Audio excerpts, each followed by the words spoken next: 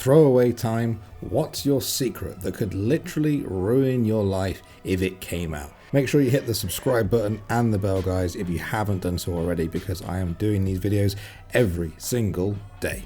I cut off all contact with everyone I knew and moved to Kenya. I tell people a fake name and a fake background and have made it appear to my family that I died on a boat trip in the Pacific. No, I am not joking. I am dead in the United States. Tupac? Disclaimer, I know that Americans say Tupac, but you know, that's what I say, Tupac. After graduating from high school, I went to a small out-of-state college where no one from high school knew me. I was told many times how impressive my false Australian accent was, so I decided it would be great fun to go through college pretending to be from Australia. All of my friends and even my girlfriend of 2 years think I'm Australian. I have a completely fake Australian identity, family and past. I will soon be graduating and I plan on asking the girl to marry me. Everything she knows about me is Australian. I don't know how to tell her she doesn't really know me. Guess I'm forever a bloke. Hate to break it to you, but you won't be marrying that girl unless it turns out she's actually from Australia and has been pretending to be American for 2 years. That story is crazy. I'm not even 100% sure I believe that one. I faked the last 2 years of college education.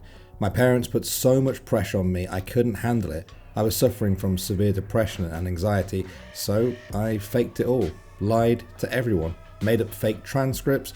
I just got my foot in the door in my desired field thanks to a friend as they hired me as a subordinate. This place only hires college grads, but no one double checked my credentials since I was recommended.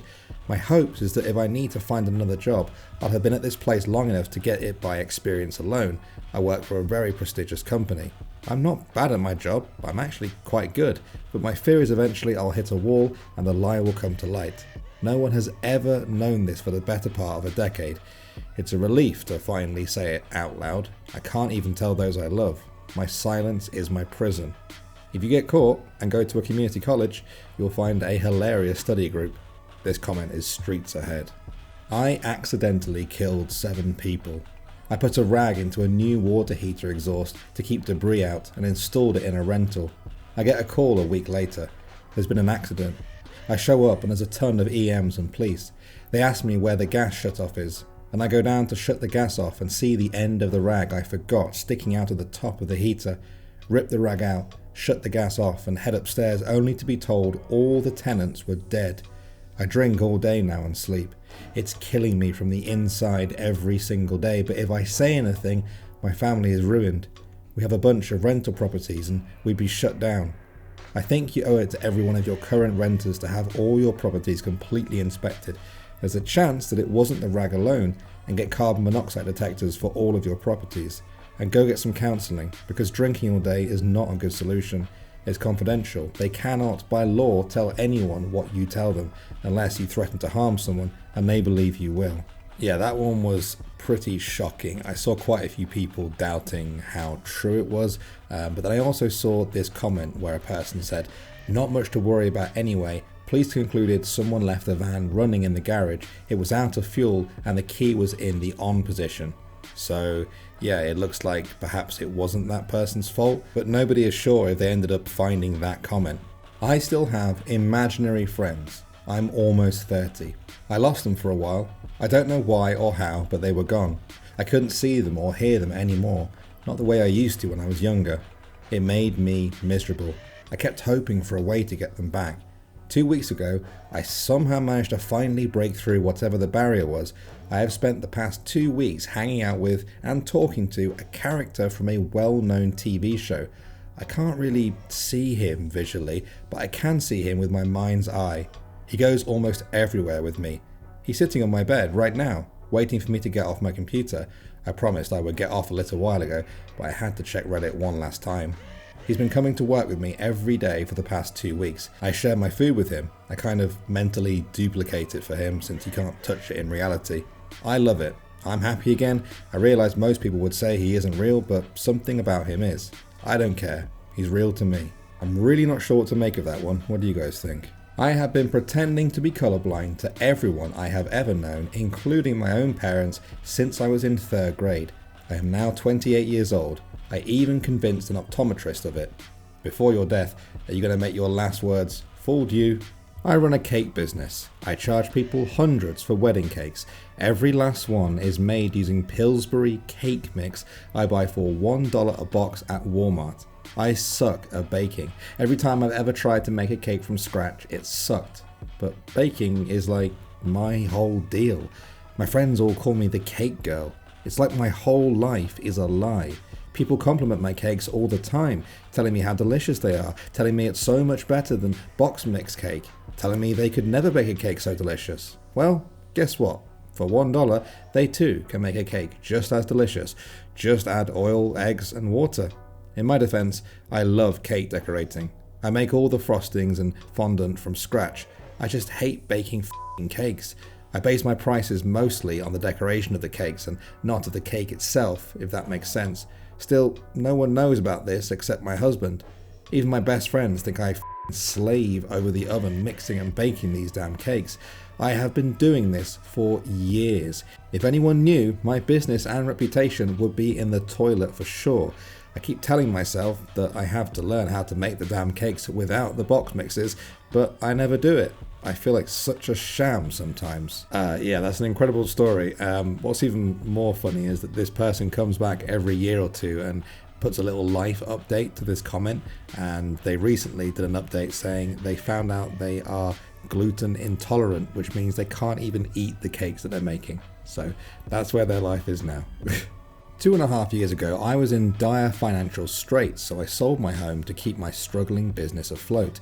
I neglected to tell the owners that they may have an 800 square foot bunker on the property that I built about 7 years ago. The bunker that I've called home since I sold it. The entrance to it is well hidden, but I still come and go very early, very late in the day. I'm a single man who keeps to himself. I'm now in a situation where I could move somewhere else, but I love this hidden paradise so much. Dude, you gotta tell them. Background: I'm a guy in my late 20s who was taken into care age 7. Everyone around me already knows that I was brought up by foster families because I had a early childhood. I deliberately keep it vague and say stuff like, I'd rather not go into it, so that people will just assume I was abused in some way and they'll stop asking about it. The truth is that for the first 7 years of my life, I was brought up as a girl by my psycho birth mother who really wanted a daughter and didn't let the snag of giving birth to a boy stop her from trying to raise one. She was a pretty successful professional in a legal field, not entirely sure what, and had me via anonymous sperm donor from a fertility clinic.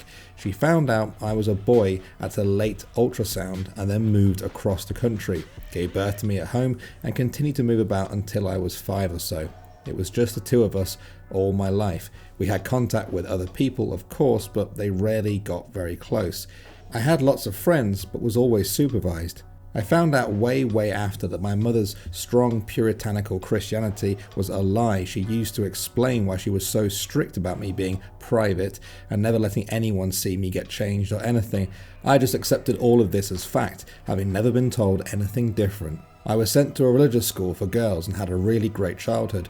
I was a bit of a tomboy and played with Lego and toy animals rather than dolls and stuff, but that's not unusual and no one ever questioned I was a girl, even me. I knew about men and women, but had never really seen much of naked people. My mother never ever spoke to me about it, but I kinda had the impression that when I grew up and got boobs and stuff, my would kind of fall off or something, and I would be a woman, and other kids would keep their and they'd be men. I don't know. To be honest, I never really thought about it. Anyway, I carried on with my happy girlhood and had a bunch of friends and everything was great until I was 7 and a teacher accidentally spilled a cup of hot coffee over me at school. The liquid soaked through my clothes and was scalding me, so the staff immediately stripped me out of my dress and underwear to get the hot coffee away from my skin, and then they found out. The cops were called and I got taken to speak with who I guess would be social services. They asked me a bunch of questions about life at home and stuff. Meanwhile, my mother was taken in for questioning too. She refused to acknowledge me as male and insisted I was her daughter because she was, delusional and stuff. I wasn't allowed to go back home, but got put with a foster family and went through loads of therapy and stuff. The worst part was that literally overnight, I lost everything.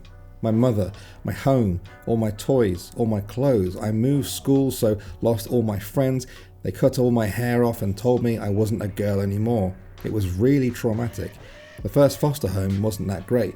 They had 3 boys already there, and going from a sheltered, religious, only child upbringing to a rough and tumble, testosterone-filled environment was really difficult. They tried to force me to be masculine, and I was just too confused about what they wanted. Anything girly was reprimanded, and I felt so lost and alone because nothing I did was right. I tried to commit suicide when I was 11, and again at 13, because I didn't feel I fitted in anywhere. After the second attempt, they moved me to a different foster family who were awesome.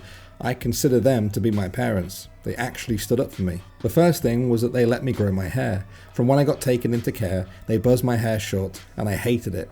They always had to hold me down and do it forcibly while I was crying and fighting. My new parents flatly refused to do it and said that loads of boys had long hair.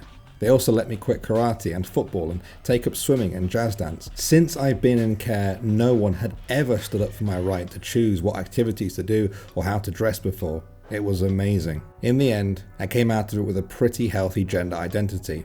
I'm a guy, but not the most butch guy ever, but I'm fine with that. I went through school and got my degree and have a pretty good job and an amazing supportive wife. Everything looks great, but I can never speak about my early childhood and how I grew up as a little girl. Amazing story. Glad you turned out okay. I speak 2 languages, so every time I received a new essay, I would browse the topic in my own language and translate the text word by word to English, then submit it. No one ever caught me for plagiarism before. Half of Europe does this. I once helped my female friend's family by taking care of their cat for a week. Every day for a week, I would go over there and snoop around the house. I found my friend's diary and proceeded to read the entire thing. I used this information to get her to like me, and she is currently my wife.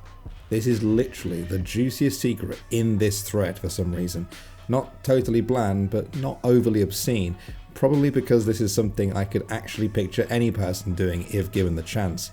I agree, it's not particularly evil, but it is a misdeed that completely altered that guy's life. Honestly, it sounds like a pitch for a mediocre romantic comedy. Guy manipulates girl into liking him. They fall in love, girl finds out what guy did. They break up, guy wins girl back. Credits roll. I feel like I've seen this movie already. Isn't that sort of the plot of There's Something About Mary? I don't want to be with my girlfriend anymore, but she might have cancer and I feel like I need to stay in the relationship. Edit. Hey, so I thought I replied to this a few weeks ago. Today's date is November 4th, but I can't seem to find where I replied. She's healthy, and I split up with her before we found out. Yay for life working out. Wow, man, that is rough. Yeah, I'm pretty sure that person commented before the update because I think that turned out okay in the end. I used to be a police, fire, 911 dispatcher, but had to quit because it nearly made me suicidal. I actually had thoughts, but had to drive 40 miles to go to a centre or hospital where no one knew me for help. I have nightmares about a few calls I took where the caller killed themselves, shot someone else, or passed away on the phone with me. To this day, a few years after resigning, I still can't listen to a phone ring or sirens go off without having a mild panic attack. I'm fairly sure it's a form of PTSD, with flashbacks, nightmares, panic attacks, and an inability to function sometimes, but I'm embarrassed and scared to tell my fiancé or go to a doctor for it. I know there are soldiers out there with real PTSD that deserve help far more than me. I'm very good at hiding it though. I also sometimes wait until my fiancé goes to sleep, and I will then go sit and pretty much cry for several hours. It's hell. That guy did actually come back a few years later and left a really nice update to the story about how his life had got a lot better, and that he did it through the support of friends and family and his wife, and that if there's anybody out there who felt the same way that he did, they are never alone. There was a girl I had a crush on the moment I saw her on my college campus. She ended up dating a douchebag dude a few weeks later. I happened to end up sitting in a study room with him and a few mutual friends. He talked about how he didn't think she was that attractive and how he liked other girls. I wrote the girl an anonymous email using one of those websites telling her about the things I heard and how the guy was a dick. She ended up breaking up with him after she found out he was cheating. The girl is now my girlfriend of 6 months. She has no idea and is sitting across from me in the library. I've never told anyone this before. I once took a shit in the bathtub, and then realizing what a horrible mistake I'd made, I flung poo into a hole in the wall. My parents renovated and patched up the hole. So there is now a 15-year-old turd in between the bathroom and kitchen wall of my childhood home. Not even using a throwaway because I have no shame. The telltale poop. God, I don't know why the ones about poo always make me laugh. Maybe I'm really immature. Buried comment, but here goes. Not life ruining, but makes me feel like shit every time I think about it. As I've told Reddit before, I have a blind brother. When we were young, I used to get so frustrated at all the extra attention he received and how I had to be more responsible with my sibling than my peers. So when my brother and I would go play, go to the store, or just generally go anywhere without adults, I would abandon him somewhere unfamiliar to him. Then I would stand off quietly and watch the anxiety set in as he tried to figure out where he was and what was going on. Also, I was really intelligent as a child and knew that was my ticket to attention. When I would help my brother with his homework, I would teach him all the wrong answers so that I could continue being the smarter sibling. Today, my brother is my best friend. He goes to college and lives by himself. He's become one of the most intelligent men I've ever met. I'm trying to make it up to him now by being the best big sister ever, but I still feel so guilty at how I found him to be a burden when I was a kid. Update.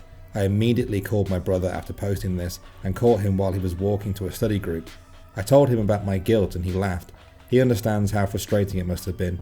He told me that all of the good things I had done as a sister completely overshadow anything bad I did and that he loves me more than anything. I'm glad I spoke with him, and I encourage others on here to talk to someone if they can. Your edit was the most beautiful thing I've read all day.